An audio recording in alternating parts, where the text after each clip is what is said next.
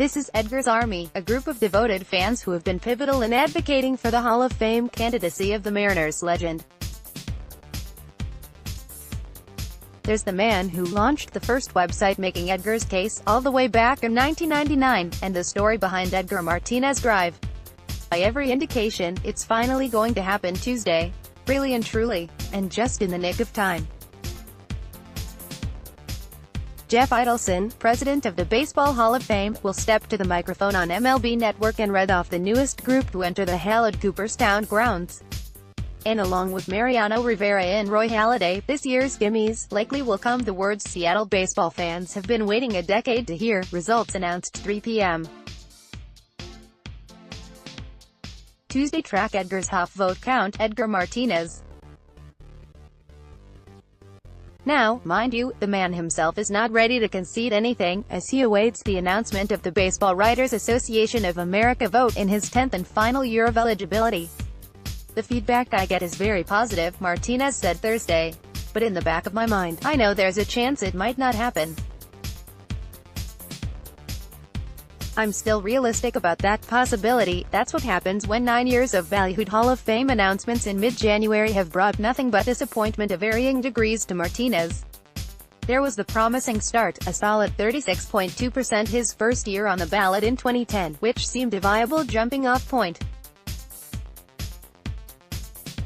But by year 5, Martinez was down to 25.2%, and then stymied at 27.0% in year 6. He was seemingly going nowhere, and, oh yeah, about that time the Hall of Fame changed the rules. Candidates previously had stayed on the ballot for 15 years, but starting in 2014 that number was reduced to 10. The door to the Hall of Fame was shutting even faster. The consensus was that it would take a miracle to get Martinez to Cooperstown, at least via the BBWAA. And that's exactly what appears to have happened.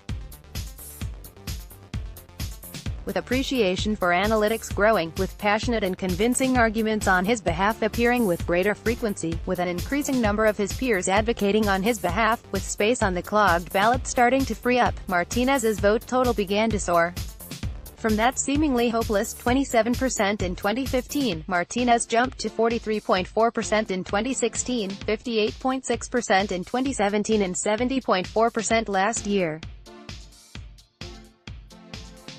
Now, according to the invaluable, and ardently scrutinized and refreshed, Hall of Fame tracker run by Ryan Thibodeau, at NotMartibs on Twitter, Martinez is poised to take that final step beyond the necessary 75% for induction. According to votes tracked by Thibodeau, Martinez on Saturday had received 171 of the 188 publicly revealed and anonymous ballots, an astonishing 91.0%. That represented a crucial 18-vote gain from those who bypassed him last year, nearly all of the estimated 20 gains he'll need to make the cut. A proviso that accounts for only 45.6% of the estimated 412 votes that were cast by the December 31st deadline. The unrevealed votes tend to be less favorable to Martinez. Last year, he sat above the 75% threshold in Thibodeau's final reckoning, leading to hopes that 2018 was the year, only to drop 6.9% in the final tally.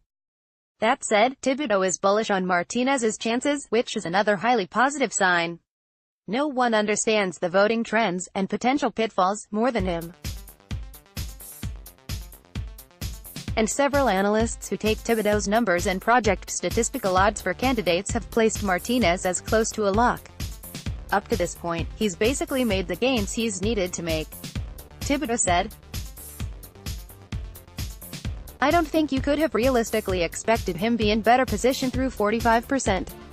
He looks to be in excellent shape, measuring greatness. Edgar's by the numbers case for the Hoff. In fact," Thibodeau added, "honestly, it would take some sort of strange catastrophe we haven't seen in the last few years for him to fall shy of 75%.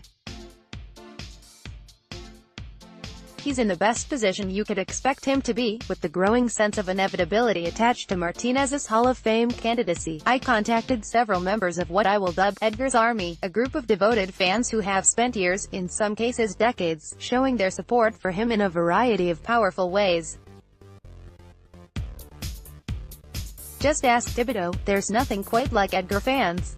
or in many cases, Edgar zealots. It's absolutely unique, he said. They are the most rabid fan base as far as the Hall of Fame I've encountered. It wasn't even like this for Griffey. Former Mariners teammate Ken Griffey Jr., who was elected in 2016 with a record 99.3% of the vote. Probably half the people that follow me and tweet me, it's on behalf of Edgar.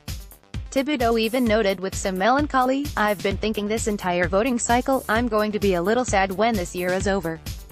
For the most part, they've been great and really passionate.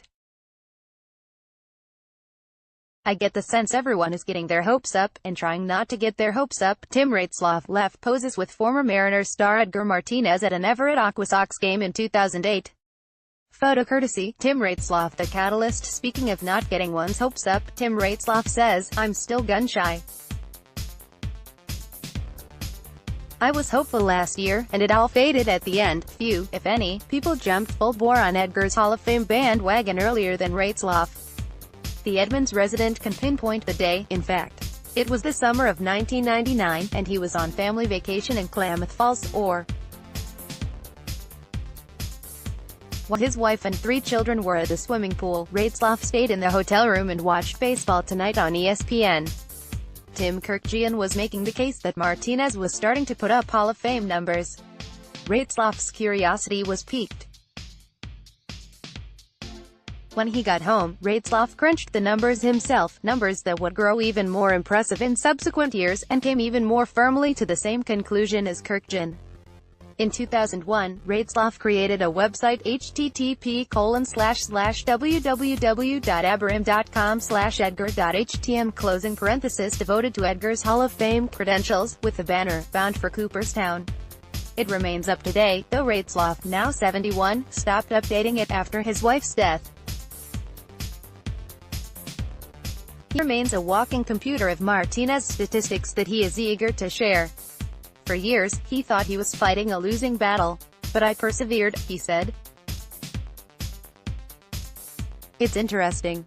Of the people who contacted me over the years, others than those locally, the place I heard most from was New York. They appreciate good baseball and also appreciate what Edgar did against their team, and if the call goes Edgar's way Tuesday, it's going to be happiness, because I feel he's been overlooked," Ratzlaff said. "I grew up here, and I guess I have a chip on my shoulder that Seattle is always overlooked and treated like a backwater place. Edgar deserves it. Look at the happiness he gave to hundreds of thousands, or millions, in Western Washington. He's the one who stayed with the Mariners, instead of leaving for another team as a free agent. It's a shame, because if he had been more flamboyant, a pushier, look-at-me type of player, he'd probably be in the Hall of Fame already. But he wouldn't be Edgar." The Edgar Estacaliente, creator. After Mary Harder's father died in April 1990, she started going to Mariners games on Father's Day at the Kingdome as a way to feel close to her dad. The hitting of Edgar Martinez, and his aura, captivated her. "Every day, I'd read the newspaper, and if he got a hit, it would make my day," she said. "I got hooked." Harder bought Mariners season tickets. She absorbed herself in Martinez's career.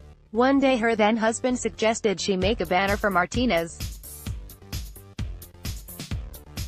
So Harder spread out a big piece of blue felt on the living room floor. Her husband suggested, "How about Edgar Estacaliente?" So that's the banner Harder made. She hugged it with her to every game at the Kingdome and hung it behind home plate. The phrase, "Edgar Estacaliente," Spanish for "Edgar is hot," caught on and became popular among Mariners fans. It made Harder a minor celebrity among the hardcore fans, especially after it was mentioned in a Seattle Times article.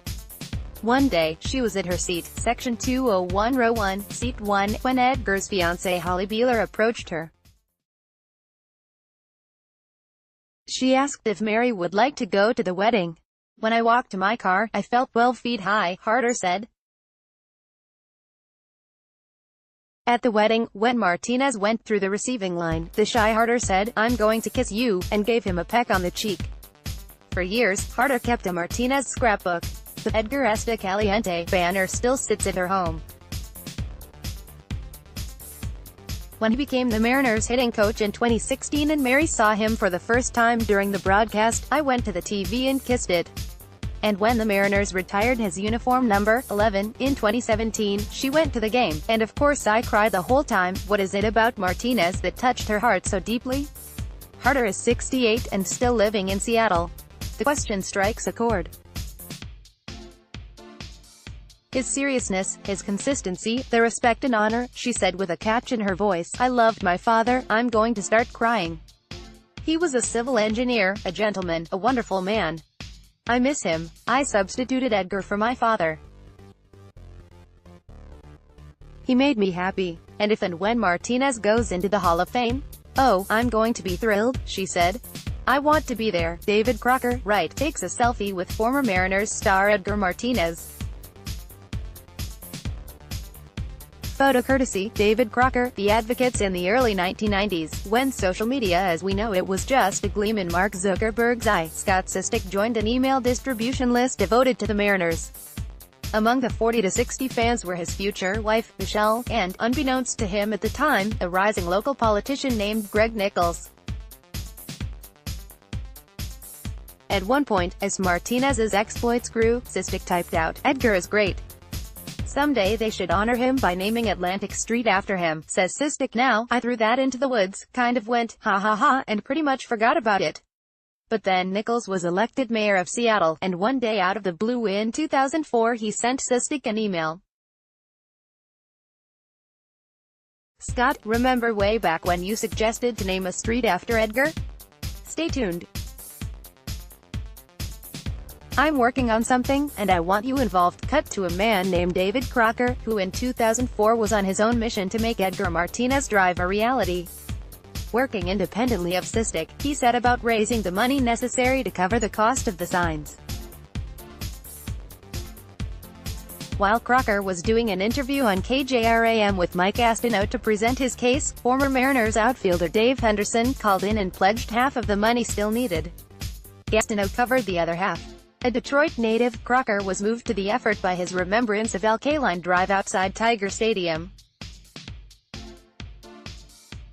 Mayor Nichols invited Sistick and Crocker to the news conference unveiling what he termed an 800-foot lined drive in Martinez's honor near what was then Safeco Field. "Every time he drives past the freeway sign for Edgar Martinez Drive," Sistick says, "I get a little smile.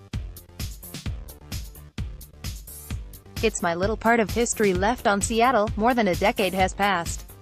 Sistick just turned 46 and is a web meteorologist for Como News. Crocker's 52 and runs a mortgage protection insurance company in Gig Harbor. And they remain enthralled by Edgar Martinez. Crocker explains that Martinez is why he lives in Seattle. He had lived in Portland, but is an avid baseball fan. He wanted to move to a city that had a team. He was tired of the 3-hour drive up Interstate 5. Crocker was scouting out potential locations for the family's next move. Seattle was on the list, but in the mid-90s, when it appeared the Mariners would move to St. Petersburg, Florida, he began checking out job opportunities in Denver or Southern California. Then came the Mariners' 1995 miracle comeback that galvanized the efforts for a new stadium to keep the Mariners in Seattle. "My wife will hate for me saying this, but if Edgar doesn't hit the double against the Yankees in the '95 playoffs, the Crockers don't live in Seattle," he said. "I love that he was our guy," Sistick said. "He played his whole career here. He was the longtime forever Mariner. Griffey got all the attention. I'm a quiet and shy guy, too." Edgar was kind of the quiet guy who would just go out and get the work done, and let others carry the torch. On Tuesday, Martinez stands to receive the greatest honor a baseball player can receive, an accolade that once appeared unattainable. And if and when his name is called, those who carried the torch for Edgar, the ones I just mentioned and untold others, will celebrate right along with him.